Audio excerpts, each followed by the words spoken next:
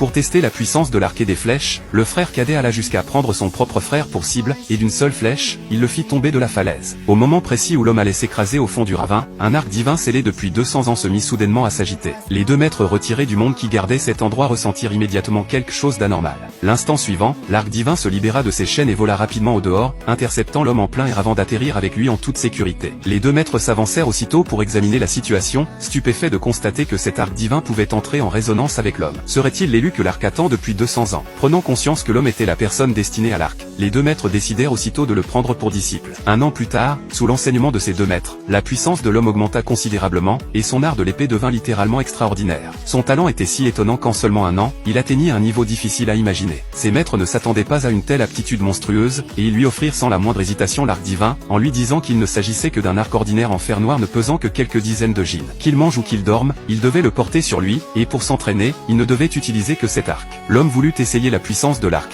mais il se rendit compte qu'il était incapable de le soulever, il devait le tenir à 2 mains et mobiliser toute sa force pour à peine le lever. Quand il voulut tendre la corde, même en employant toute son énergie interne, il ne parvint à l'écarter qu'un tout petit peu, ce qui le fit douter de ses propres capacités. Le maître fit semblant de rester calme et lui demanda de descendre de la montagne pour s'aguerrir, en lui disant d'en profiter pour régler les affaires laissées en suspens avec son clan. Une fois l'homme parti, la maîtresse se plaignit aussitôt que le vieil homme ne faisait que piéger leurs disciples. L'arc divin pesait clairement 100 000 gines, et sa force était au moins réduite de 10 000 fois. Mais le maître répondit que c'était pour éviter qu'il n'attire des individus mal intentionnés, cette suppression forcée de sa puissance constituait au contraire un avantage. La première chose que fit l'homme en descendant de la montagne fut de retourner dans son clan pour régler les comptes du passé. Il brisa d'une flèche la pierre de garde symbolisant le statut familial, libérant la rancœur accumulée en lui depuis 3 ans. Face à une puissance absolue, les préjugés du monde n'étaient rien. En réalité, l'homme était un fils illégitime du clan, méprisé par son père en raison de son statut, et il passait ses journées à effectuer des corvées avec sa mère. Son frère cadet, incapable de le supporter, l'accusa d'avoir volé un arc et se blessa délibérément pour lui faire porter la faute.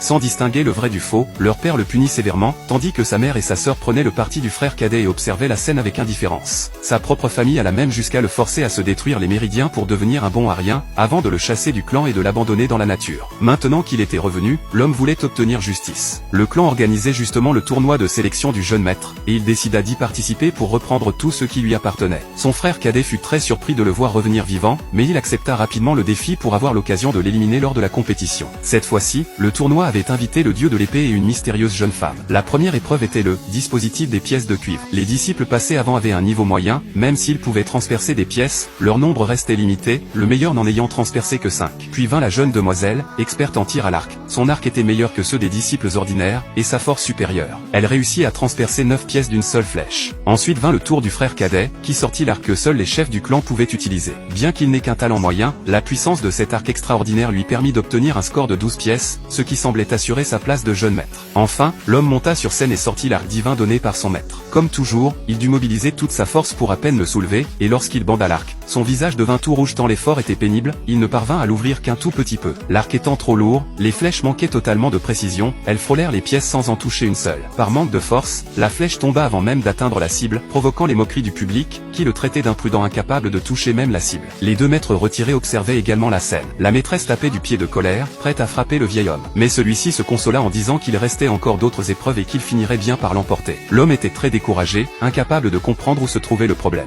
Cependant, le dieu de l'épée et la mystérieuse jeune femme remarquèrent quelque chose d'anormal. Ils s'approchèrent tous les deux pour examiner de plus près. Au moment où la jeune femme ramassa la flèche, le sol se fissura soudainement. Le dieu de l'épée, stupéfait, s'exclama « Comment cela était-il possible ?